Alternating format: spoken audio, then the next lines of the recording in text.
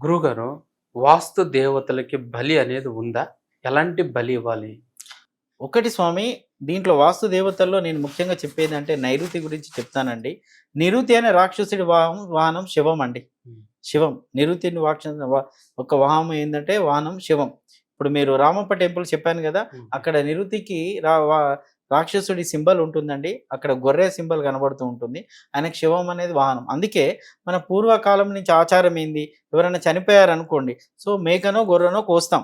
హ్మ్. ఎందుకు అంటే ఆ శవాన్ని తయారు చేస్తే అలాంటి రిపీట్ ఇన్సిడెంట్స్ రాకుండా నిరుతి రాక్షసుడు శాంతిస్తాడనమాట.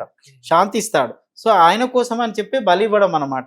సో మళ్ళీ ఎవరైనా చనిపోయినప్పుడు కూడా రిపీట్ ఇన్సిడెంట్ జరగద్దని సంవత్సరీకాలు చేసేది కూడా అందుకే. ఇప్పుడు first day, second day, third day ఈ తంతు అలాగే ఉంది. కానీ కాలక్రమేణా ఆ తంతు అంతా పోయింది. ఈ సంవత్సరీకాలు కూడా పోయింది. దానివల్ల నెగిటివిటీ ఎక్కువ పెరుగుతుంది కదా! ఒక ఇల్లు కట్టాము అంటే ఇంట్లో అందరొచ్చి కూర్చుంటారనమాట. రాక్షసుడు ఉంటాడు, మంచి ఉంటుంది, చెడు అందరూ ఉంటారు. సో రాక్షసుడికి మనం ఇలాంటి కార్యక్రమం చేసినప్పుడు ఆయన శాంతిస్తాడు. పూర్వకాలం నుంచి ఉన్న తంతండి. ఇప్పటిదే కాదు ఇది. అది ఆయన నిరుతైన రాక్షసుని శాంతింప చేయాలి అంటే స్లాబ్ వేసామనగానే కటింగ్ చేస్తారు. రీజన్ ఏంది? స్లాబ్ వేసామంటే ఇంటికి ప్రాణం వస్తుంది కదా! మరి ఆయన శాంతించాలి కదా! ఆయన శాంతించలేదనుకోండి ఏదో ఒక నెగిటివ్ జరిగే అవకాశం ఉంది. అది కాలక్రమేణా పూర్వకాలం నుంచి వస్తుంది తంతు. ఇప్పుడు సిటీలలో ఆ తంతు కట్ అయిపోయింది. ఈ దోషాలు ఎక్కువైపోయినాయి స్వామి. సో అది కూడా మన ఇంటి డెవలప్‌మెంట్‌లో ఇంట్లో నెగెటివ్ ఎనర్జీ రాకుండా ఉండాలంటే అది కూడా ఒక కార్యక్రమమే. లేకుంటే ఏదో ఒక సమస్యని తీసుకొచ్చి 100 మందిని గుమిగూడేలా చేస్తాడు ఆ రాక్షసుడు. ఓకే. ఆయన గుమిగూడేలా చేసే బదులు మనమే ఒక కార్యక్రమాన్ని తంతుని ఏర్పాటు చేసుకొని 100 మందిని పిలిచామనుకోండి, ఆయన శాంతిస్తాడు. మళ్ళా 1 ఇయర్ వరకు మన జోలికి రాడు. So okay. ఇది కూడా ఒక తంతులో భాగం. పూర్వకాలం ఎందుకు విలేజ్‌లలో సార్ ఇలాంటివి జరగలేదంటే, ఏమన్నా జరిగిందనగానే ఈ కార్యక్రమం చేసేవాళ్ళు గదా! ఇప్పుడు ఓకే. టౌన్‌లో ఆ పరిస్థితి లేదు గదా! టౌన్‌లో చేసినా ఎక్కడ చేస్తున్నారండి? ఇళ్లలో చేయట్లేదు. ఫంక్షన్ హాల్ తీసుకుంటున్నారు. అవును. సో ఫంక్షన్ హాల్ బాగుపడతది.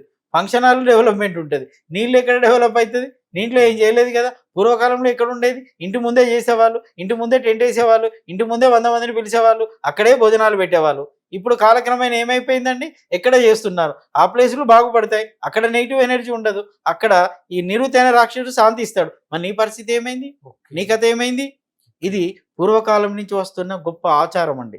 సో ఇది చాలామంది డీప్‌గా ఎళ్ళిపోతే ఈ సబ్జెక్ట్ తెలుస్తుంది. ఇది ఓకే. వాస్తవమే. సో మనం శాంతింప చేయడం అనేది ఒక కార్యక్రమం.